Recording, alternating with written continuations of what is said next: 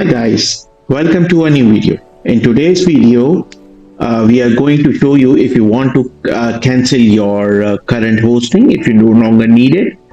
But you can always come to us for if you're facing any issues or if you need any support. We will happy to assist you. But however, if you want to cancel it, you just need to click on cancel and you need to type in your hosting domain name to cancel it, and just click on yes delete. The hosting will delete. It will take a minute or two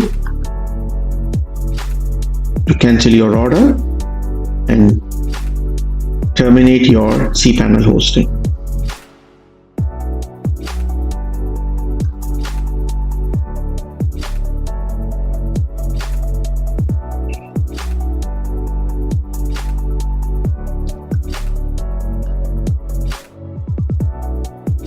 Your cPanel hosting has been deleted. As you can see, if you come back to your hosting, there is no more.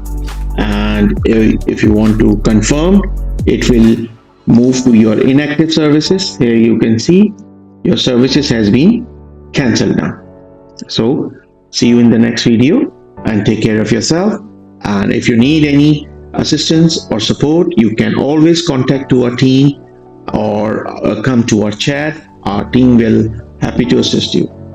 Bye.